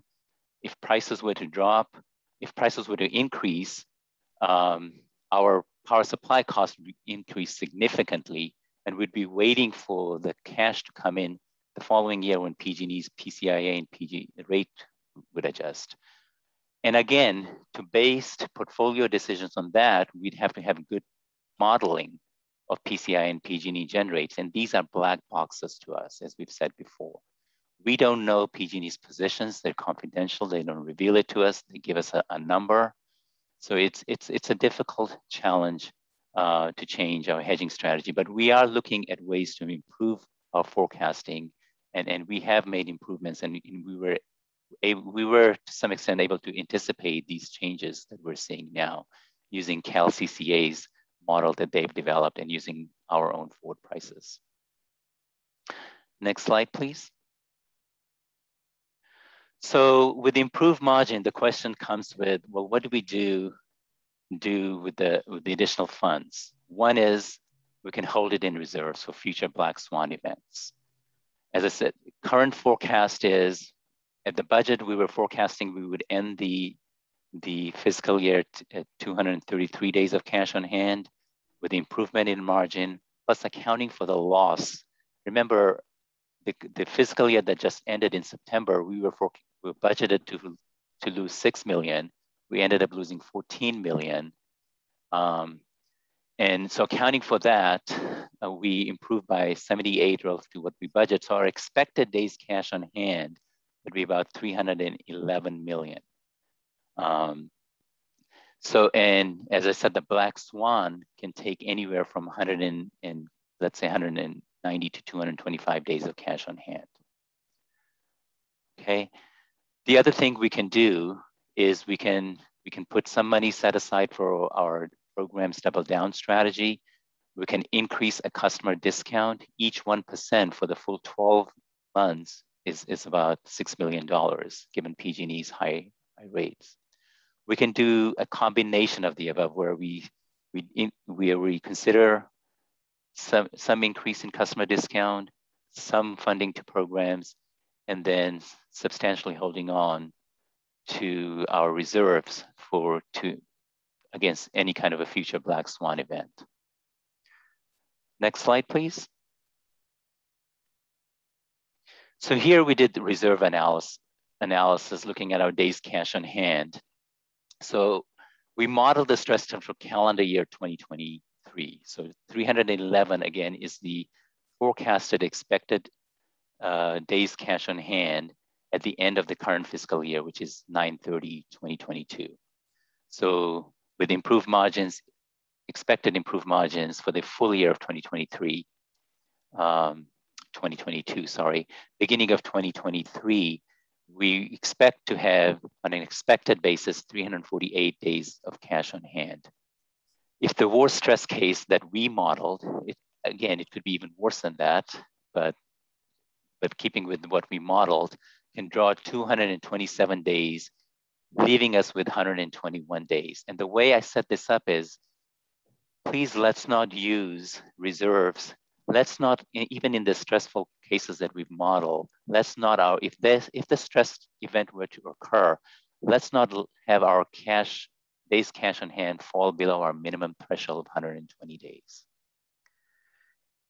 Okay, so that's why available for use under the first line is 1 million. 1 day's cash on hand, which equates to about $1 million. It's about our daily expenditure in the current fiscal year is about 830,000 a day. Okay, so if we were to spend 1 million on an expected basis for end of the current fiscal year, we'd end up with 310. That's what's shown in the last column. So what we're recommending is, based on this table, based on the stress test analysis, that the maximum the committee consider spending not exceed 32 million. And there are a couple of other considerations. If the stress test event does occur, the board always has the option of raising customer rates above PG&E levels. It's not something that's not desired, but that can happen. And on an expected basis, PCIA should trend down as PG&E continues to recover stranded costs. Okay, so again, this point here is, let's plan for a stressful event. In the worst stress case that we've modeled, you'd spend almost nothing. In the lower end, you could consider spending up to 32 million. So next slide, please. Then for committee's consideration, we put together a table. Our recommendation is consider spending no more than 20 million. But again, it's up to the committee. And the analysis that we've done can support up to 32 million, but we said, let's stick with 20 million. And we've given some options here. One is to, allocate that fund. Let's say we allocated 20 million all to the program's double down strategy, which means customer discount relative to PG&E would remain at the current level of 1%. Or we can add to the programs 15.5 million and give 2% discount, or 11 million and give 3% discount. And again, our program strategy will, it will take time to implement and develop. And I think Justin reported last time he would bring detailed strategy in the February board meeting. And this is the expenditure would occur over a 3 to 5 year period. And a benefit of putting in the reserve in the double down strategy is, of course, is in the case a war stress event does happen, to the extent we haven't spent the fund, it's available for our use to cover emergency conditions. Okay, so this is the slide we want the committee to engage in a discussion and say what we want to recommend to the board. I can't remember what the next slide is, Kevin. Can you just? Oh, so depending on what the committee's slide decides on the second, in the previous slide, we will then adjust this budget table. And when we go to the board in December, we will ask the board to adopt a revised budget. And the reason for that is to reflect the any transfer we want to make to the program's budget, but also to update the board that our power supply expense have gone up 20 million from the budget, and we're close to the 10% trigger level that the board had authorized, and we're up to 7%, and we could hit the 10% trigger. So let's revise the budget to reflect the new improved margins and the changes we want to make. So we'll go back to the previous slide and engage in a discussion as to what options do we want to pursue.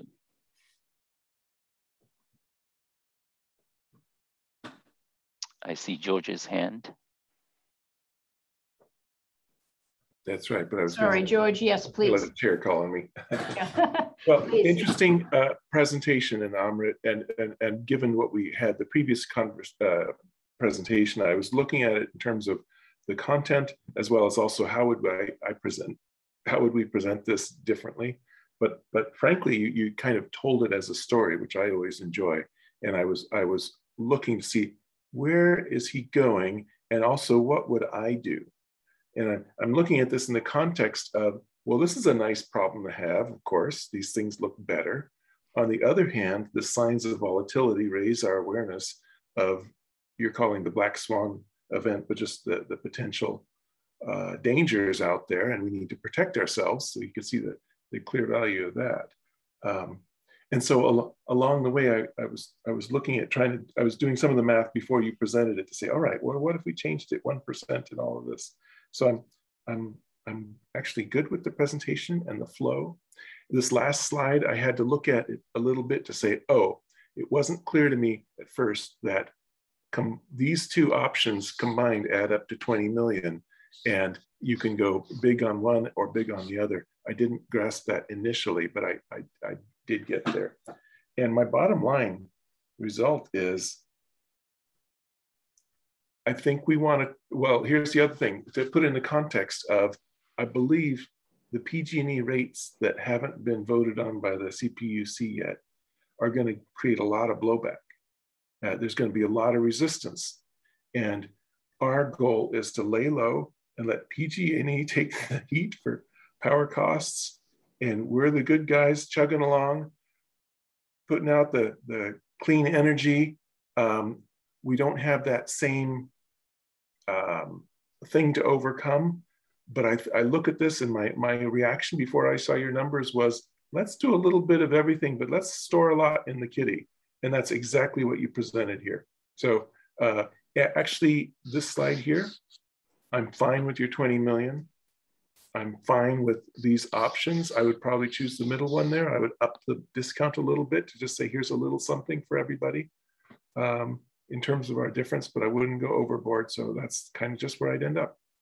Your middle row there. Thank you, Director Tyson. Director Elahi? Yeah, thank you. Yeah, thank you for the presentation. I think you really went through a lot of information there. And I don't know if for the double down strategy, that's where you are going to be doing things that give us more carbon-free electricity. Is that the idea? Because I mean, ultimately that's what we're out there to provide carbon-free electricity as much as possible. And the 1% discount or the two. I'm sorry. Were you going to say something? Just want to remind. Oh, go ahead, Girish. Sorry, on the double down strategy, it's not necessarily carbon-free electricity. The focus is going to be on transportation and building programs. Okay, so it's the decarbonization programs and everything we've talked to you about, whether it's the equity framework, focusing on apartment buildings and transportation and gas system pruning. So, okay, good. Yeah, thank you for clarifying that.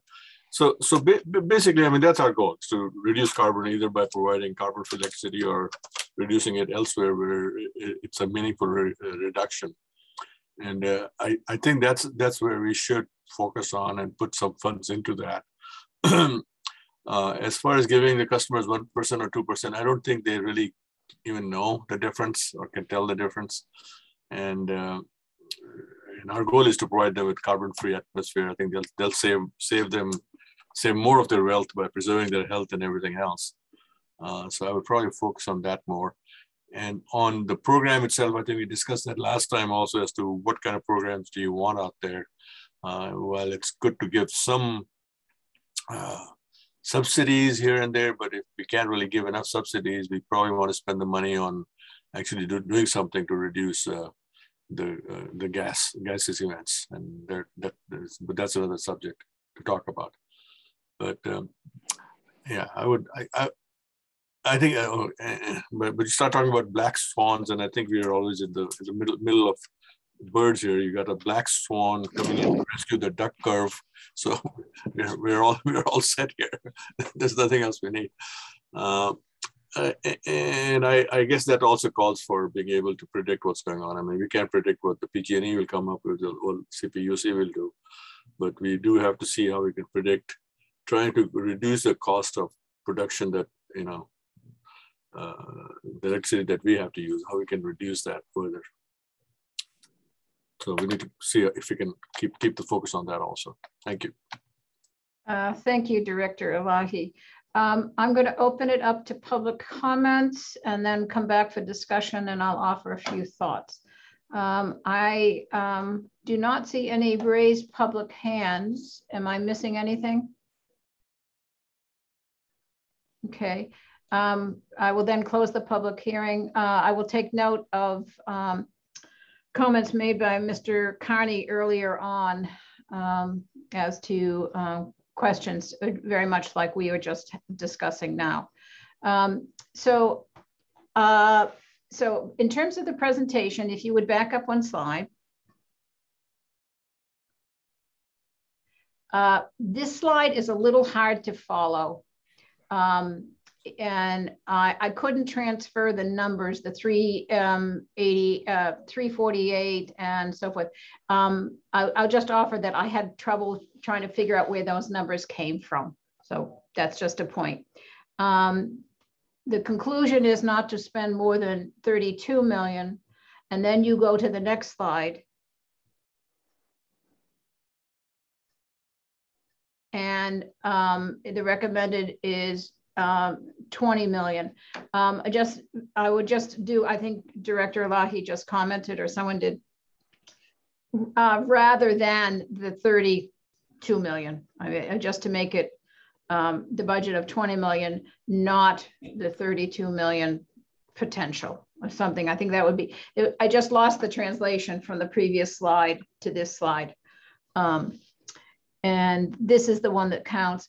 I'm probably a little bit more being aggressive on the side of our customers because the hit's going to be high. The prices are, because we match PG&E, so the prices are going to go up. So we would get some pretty good PR. I'd be amenable to the 3%, frankly, but we're talking spending the 11 million over a 3 to 5 million, a 3 to 5 year period, not million year period.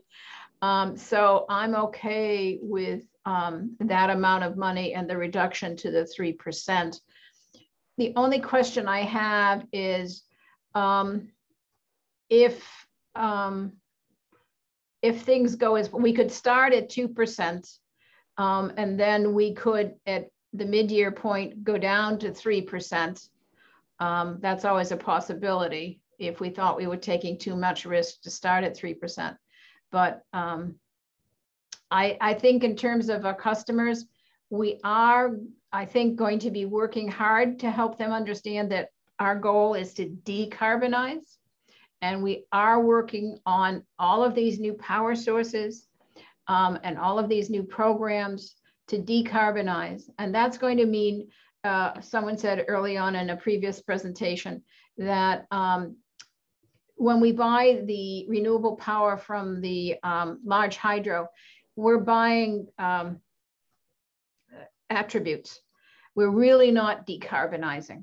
And this is a time when we really do want to acknowledge that we have to decarbonize. We've got to do more than just take the attributes. So I really like taking advantage of the funding to double down on the strategies. And I would be supportive of either the 15.5, 2%, or the 11 to 3%.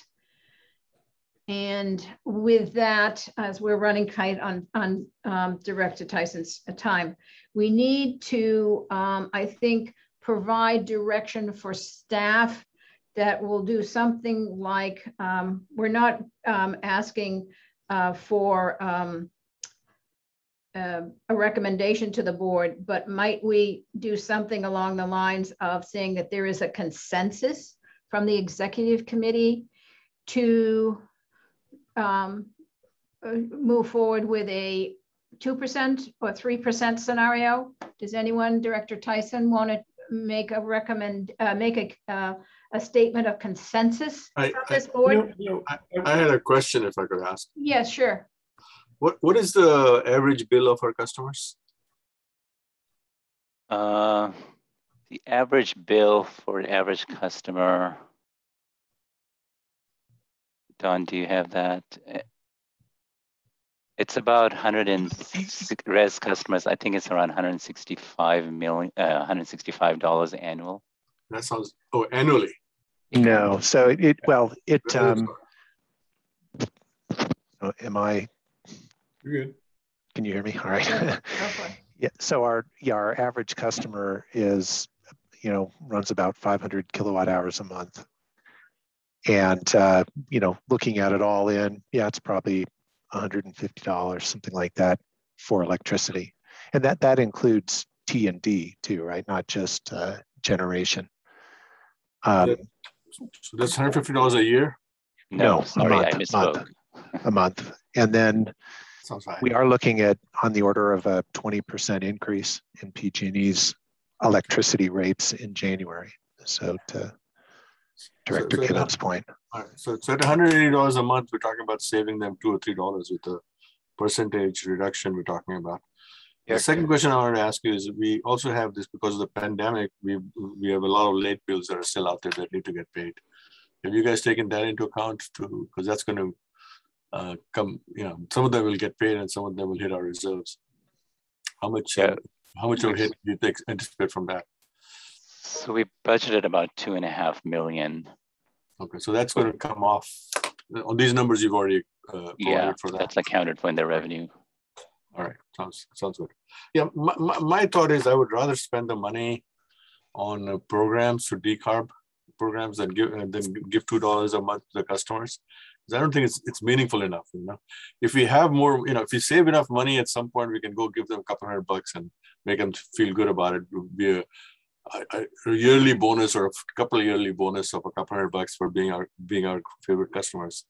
But initially, I really want to have the carb problem is so huge that the $2 that the average customer will contribute today will be, they'll get rewarded by the amount of carbon we take out of the atmosphere.